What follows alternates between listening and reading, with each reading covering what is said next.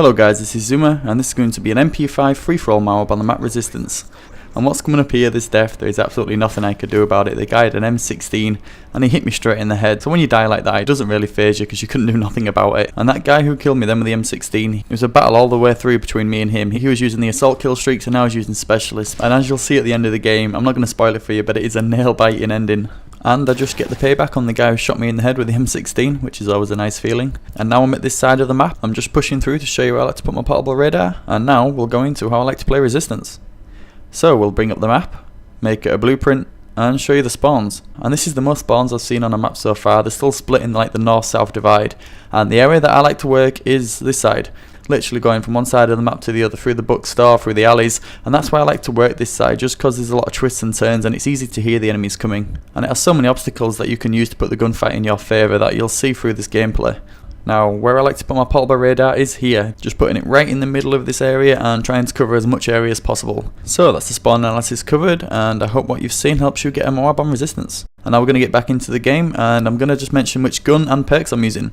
So as you can see, I'm using the MP5 with dual attachments. I'm actually using the red dot sight and extended mags. Now, as you've probably seen from my other free-for-all videos, I always use a silencer, but I was using the MP5 on a couple of free-for-all games and it just wasn't bringing them down fast enough for me, and so I decided to put a red dot sight and extended mags and just try it out, and this is the first game I actually used it with, and I got a MOAB. So although I would say use a silencer on the smaller maps, on Resistance the spawns, they are quite spread out and you do need them to run in your direction. I think you've got an unsilenced weapon, as soon as they see you come up on the map, they tend to run towards you and you can pick them off, and I think that's what really helped me throughout this game. And now onto my perk setup. I'm using Sleight of Hand Pro, Assassin Pro and Sitrep Pro. And where the Sleight of Hand is, I usually have extreme conditioning because I always like to start out with that. For some reason, if you look on my specialist loadout, I've got Recon Pro as my first unlock, and I don't know why that's in. I must have quickly just created this class with a red dot extending mags, and Recon Pro must have been there and I forgot to change it because usually it's extreme conditioning as my first one, and then where the Recon Pro is, I actually put Sleight of Hand there,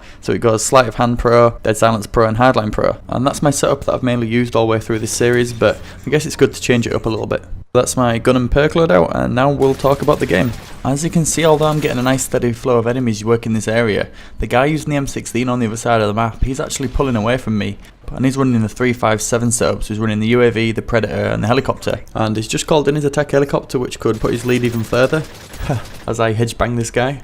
So although I'm coming up to my 11th kill in the MOAB streak, in the back of my mind thinking when I die I'm going to quickly switch to my Stinger class and then get this game won, but luckily it didn't have to come to that. But just take a look at the score at the minute. He's doubling my kills, he's got 11 more than me, and it's round about now that I step up my game, dig deep and do my best to try and bring home the win. One thing that surprised me in this game is that no one shot his helicopter down. Whenever I've tried to use assault kill streaks in free-for-all, feels like all the teams running Stingers, but not in this game. But from this point forward, not only do I start coming back, but I actually make some really smart plays, and I'll just go through what I was thinking at this point in time and why I made the certain decisions that I did. So I see a guy just outside the bookstore moving up the street, so I turn around thinking I'm going to meet him at the gate, but then someone else comes from the street and I get him instead. Then I see there's some more action going on, so I get this guy, but there's another player behind him, so I duck in, reload, come back out firing, and I just pause for a second just to get my bearings and see there's a couple people down in the street, but I don't want to engage either one of them because I could get caught in the crossfire, so I just put myself in a good position, and as soon as he comes around the corner, the odds are that I'm going to win that gunfight. And that's just a quick 4 kills, just playing smart, and it's really hard to describe how to tell someone like when to engage the enemy and when to back off. It's like knowing when to rush and knowing when to slow down, and it's everything in between there, and if I just do these play-by-plays, then something you've seen might be adapted into your game. I've managed to pull the game back quite a bit, and these next 2 kills put me 5 behind, but the person in first place has also 6 kills from winning the game. So I'm going down to the bookstore as I know there's some spawns around here, and I just see an enemy where B domination flag is, and I'm going to have to try and get him at range, but the MP5 just doesn't have it, and there happens to be 2 of them, so I switched to my secondary and managed to put him into final stand, but I can't finish him off because I can hear someone coming through behind me, so I take cover behind the desk, switch to my MP5, reload and take the enemy out. Then try and get the guy in final stand, but he already has someone behind him and I don't have the gun or the bullets to take him on, so I go back out of the room, get a scavenger pack and then win this gunfight on my terms. And that kill there just put me 3 away from getting the MOAB, and all I have to do now is just keep my cool and try not to make any unnecessary mistakes. But I can see someone on the street, but I'm not taking that gunfight, no way. So I tried to go around for the elevated position and luckily he came up, so I got an easy kill.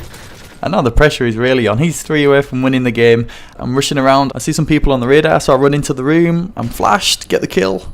And I see an enemy around the burning van, so I decide to go outside. and managed to get a hip-fire drop shot for the MOAB. Quickly call it in as fast as I can as I'm being shot at, and now I'm just hoping there's enough people in the game for the MOAB to take me over the finish line. And I see someone leave the game, but I still think it's going to be pretty close. And as the MOAB's coming in, I'm thinking, you can do it for the win. Oh shit. It screwed me. Only one kill in it, and this felt like forever.